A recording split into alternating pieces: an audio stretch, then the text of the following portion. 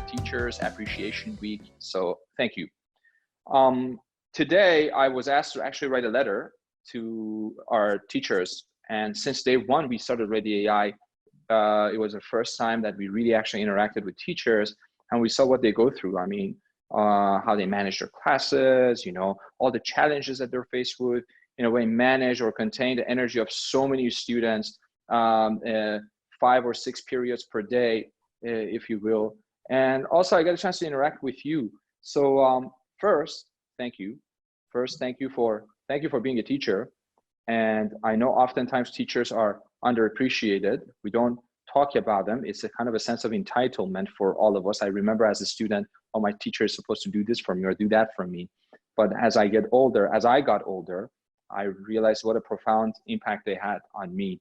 And it is so funny. I even remember my first grade, second grade teachers very, very well. I even remember what they look like, and with every bit of details. I don't know. Do you feel that way? Do you still remember your teachers from first, second grade? Yeah, interesting you asked that. When all this stuff came out with the Teacher Appreciation Week, I was trying to think back, and I was just flipping through my Twitter feed and trying to think back as to who influenced me the most when I was in school. And I went to a private school, so there was some nuns involved, some sisters. There were some lay people in my earlier years. And then I actually went to a Catholic high school as well. And it was there that I was influenced by 2 people. His name was Mr. Reffert. He was a biology and earth science teacher. And Coach Mack, who was my phys ed / volleyball coach. And those were the 2 people that made me want to pursue the teaching career, actually. So I sent out a tweet thanking them. And I know Olsh, that's where I went to school in high school. I know they retweeted it, so that was kind of cool. And I think Mr. Reffert now teaches at Baldwin Whitehall. So I tagged them in the tweet as well. So it was pretty cool. Bill, you're a teacher I've known for over 2 years. You've participated in a lot of activities. I've been to your classroom thanks to you. You invited us to your classroom many times. And you've always been innovative in terms of bringing different things, different experiences, different technology, but more important way of teaching to your students. And you continue to do that. And also nowadays you're doing it during this COVID-19, which is extremely a difficult time for us. Let's kind of backtrack. Tell me a little bit about your experience of teaching AI, but not the AI aspect of it, the other things around it, the good, the bad, the ugly, the things that worked out, the things that didn't work out, the things that made you frustrated, or the ones that actually were pretty satisfying for you as a result of teaching it. Yeah, I think the way I approach teaching is kind of like holistically. I want to make sure that the kids do the content as well as think of me as their not leader or mentor, but not necessarily a friend either. I want them to feel comfortable with me. I want them to be able to ask me questions that they normally wouldn't ask somebody else. And I hope that they know that I would be honest with them and give them the correct information. And then I have to know that, hey, if I don't know that answer, I will find out and do my best to get back to you and answer that question. And I think that vulnerability with students earns you their respect. You're not going to talk a lot of fluff. So like some of the things that I did with the AI, it was a day or 2 before actually teaching it to my kids in class that I got to see it and tried it myself. So as I went through learning that first and then trying to teach it, you would pick up different things and seeing how the students would react. I always come back to just the willingness to try. You never know if it'll work. Some things you didn't think would work actually worked out, and some things that you thought was a slam dunk just flopped. So just a willingness to try the new things and just have an open mind. be willing to make mistakes. The best way to learn is by changing what you did according to your failures. You make a very good point. Not only willing to try, but you've been patient. As I interact with teachers, I see how patient they are, but also the sense of realness. You're right. The sense of authenticity of, hey, this is something new. We don't know it, but let's learn it together. And I think I've seen that kind of amplifying the energy in the classrooms, and people are willing to try it, and that does resonate with students, and I find it incredibly interesting. Now, these are unique times. I know oftentimes we talk about unique times, but now we got COVID-19, and kids are not going to a physical classroom, so you're probably spending long hours behind a computer screen. And what are the challenges? How is this different? And what are you doing to, in a way, to keep the students more engaged? And I know it's incredibly difficult, because that's one of the challenges even EdTech today is dealing with. How do we keep the students engaged, number one, because doing it by computer screen is incredibly difficult. So what's that like for you? Some days are challenging. I try to go light on the assignments, not give so much thinking behind it. I give examples. So I usually do a Google Meet once a week with my grade levels, and then I give them a week to work on the project itself. The first couple, maybe 3 or 4 weeks, I did just like computer things that they needed to look up or share with me, or fill in a Google Doc and then share it with me. And then just last week started to do some hands-on projects. So they were like, my 7th graders had to build a tower that was 7 or 6 inches long and could support a weight. So they had to take a picture, then share that with me. And the 8th graders had to build a bridge that was 7 inches in span. So, and I gave them the information on different types of bridges. So they are getting that informational, that engineering, but it's in the realm of, I don't have to think too much about it. I can look things up, do it, take a picture, be done with it. But then you have those kids that take it that much more in advance, and they just run with it. So there's been, somebody sent me today like a suspension bridge that they did over their dining room table, suspended from their ceiling fan. So it gives those kids an opportunity to expand that they normally wouldn't have while in the classroom, where everybody does basically sometimes the same thing. So you're reaching those kids that normally wouldn't shine so much in a classroom, and they can almost not necessarily hide behind a computer screen, but they can not be afraid to be themselves behind that computer screen. That's a really good point. Bill, you have been teaching AI for a good bit of time. Your school, in fact, Montour School District, David E. Williams Middle School, also has a gigantic AI room.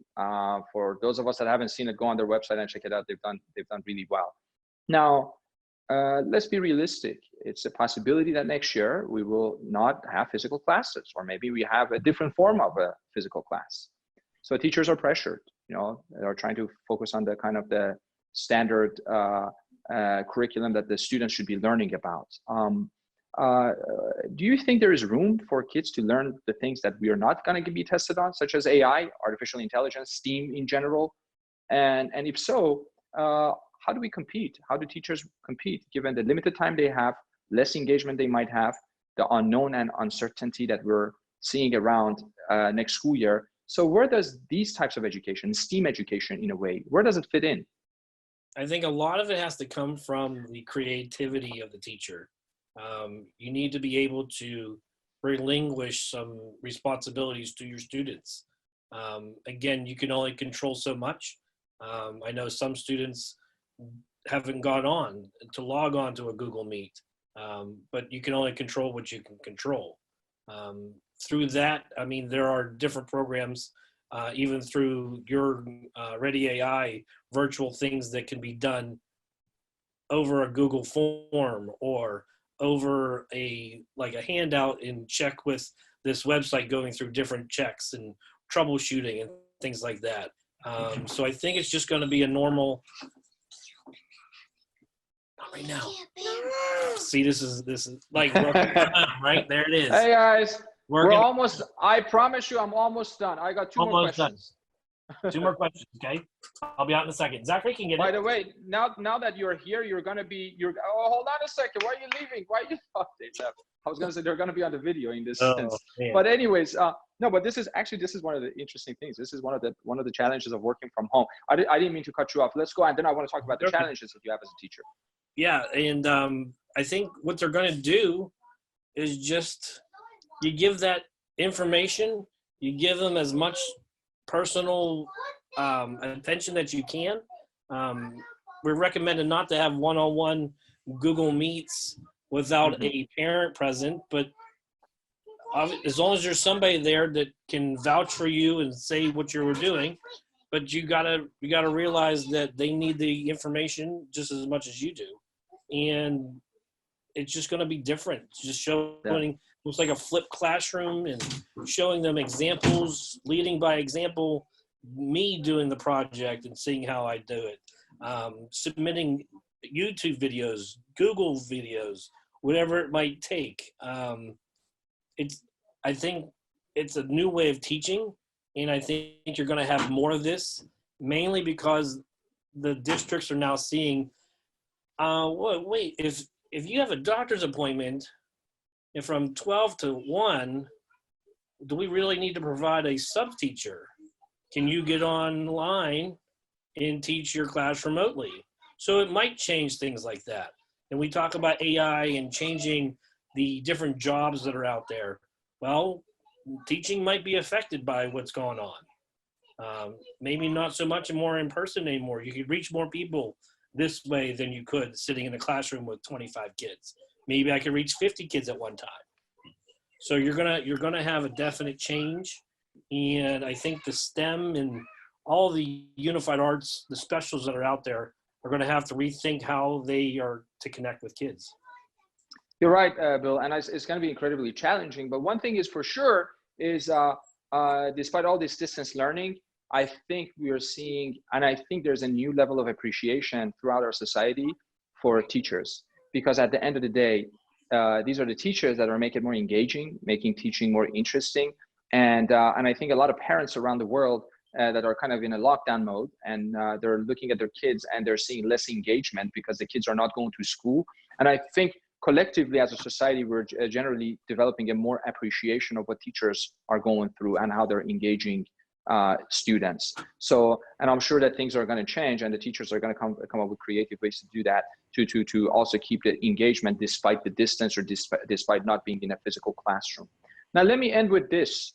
First, we want to thank you. It has been an incredible honor for us to work with you. We've learned a lot.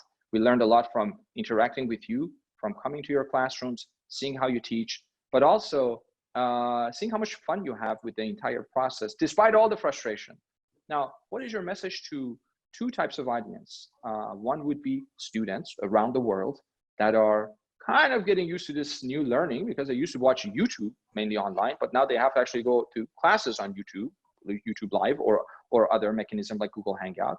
And also, what is your message to edtech companies that are trying to, in a way, bridge the gap between students and teachers as we're living in this kind of so-called COVID-19 and post-COVID-19 world? To the students, I think this is changing the world whether we like it or not.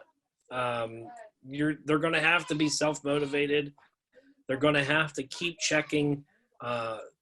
Even though we're not personally interacting in person, you can still connect via the computer, whether it's through email, whether it's through Zoom, whether it's through Google, whatever it might be. Teachers are always going to be there for you. And if you ever have questions or concerns, there's always the option of emailing and then getting on a Google chat. For the ed tech companies out there, I'm going to say that just kind of keep doing what you're doing, because they're evolving too, just like us. We have to evolve, and you have to cater to the teachers now that are out there teaching virtually.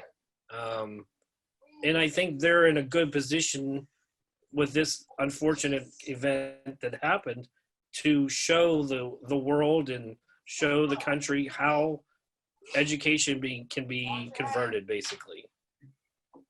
Bill Black, I can't thank you enough. I can't thank you enough for being a wonderful partner, teaching us along the way, being a great teacher, being a good friend. And see, as a sign of appreciation, I'm trying to get the Bill Black look here. So I know in the background noise, I hear your kids. This is your time with your kids. I appreciate you spend the time with us, but all we can say is thank you. And thank you for doing what you're doing. And we're incredibly grateful to be working with you, to be learning with you, but also to be experiencing something very, very unique with you in our collective education journey in the pre-COVID-19, COVID-19, and post-COVID-19 era. So happy Teachers Week. Thank you.